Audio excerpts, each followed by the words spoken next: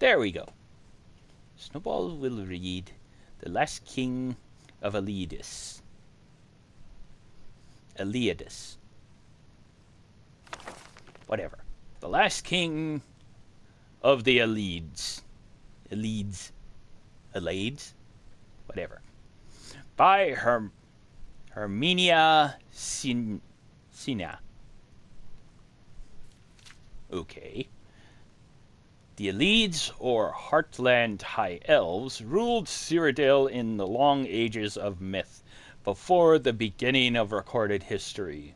One of the earliest recorded dates, in fact, is the fall of White Gold Tower in 1E 243, which is commonly assumed to mark the end of the AYLEIDS.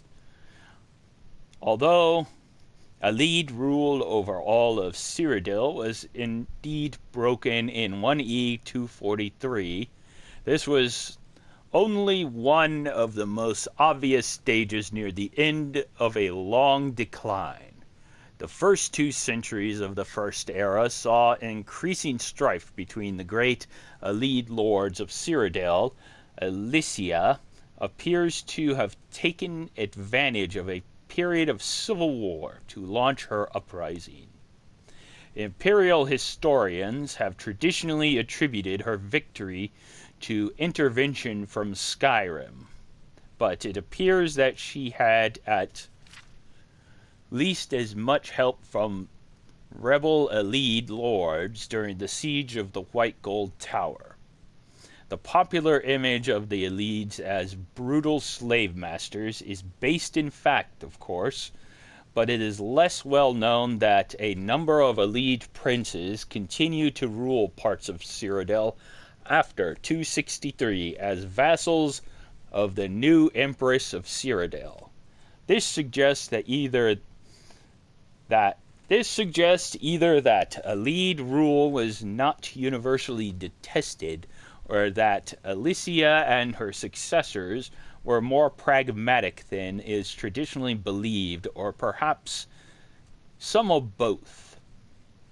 In any event, excavations at a number of AYLEID sites show continued occupation and even expansion during the so-called Late AYLEID period, 1E 243-C, for 98.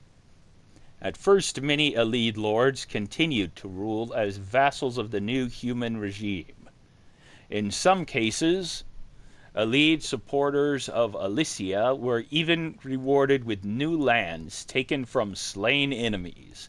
It is not clear to what extent human slavery continued under the Cyrodiilic Empire. Humans continued to dwell in the AYLEID-ruled areas of Cyrodiil, but there is nothing definitive to show under what terms. This was an uneasy relationship from the beginning, and was not destined to last long. Resentment at the continued presence of AYLEID nobles within the empire was a contributing factor to the rise of the so-called Alician Order, founded by Maruk.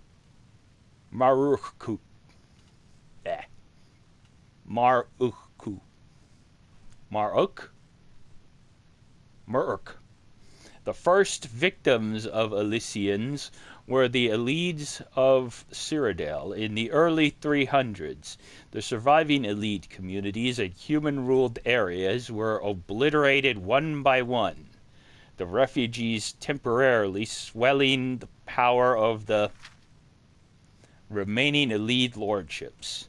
Then, in 361, the Alicians gained control of the empire and enforced the Alician doctrines throughout its domain. The AYLEID lordships were abolished. Enforcement of this decree does not appear to have required much direct violence. It seems that by this point, the balance of power was so overwhelmingly against them, and their fate so long foreshadowed, that most of the remaining AYLEIDs simply left Cyrodiil, eventually being absorbed into the elven populations of Valenwood and High Rock. Indeed, the rise of the Drini hegemony may be linked to this exodus of AYLEIDS from Cyrodiil, a connection so far little studied by historians. Still, a remnant of AYLEID population seems to have survived the rule of the Elysians, because we hear of the last king of the AYLEIDS joining the Battle of Glenumbria Moors, where the Dyrrhenus decisively defeated the Elysians in 482. Say that 3 times fast. How this king's people survived the preceding century is unknown.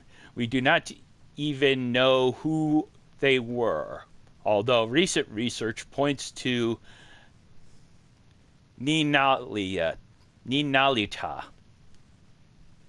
as the possible resting place of the last king. Unfortunately, in the current state of the empire, funds are no longer available for proper scientific investigation of such extensive ruins. So the answer to these questions will have to be left to future generations. And that was the last king of the AYLEIDS. Have a good day. Bye-bye.